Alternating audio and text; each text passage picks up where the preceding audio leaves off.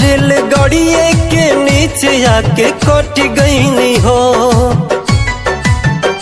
अब का बाड़ू परेशान तू बचावे खातिर, अब का बाड़ू परेशान तू बचावे खातिर।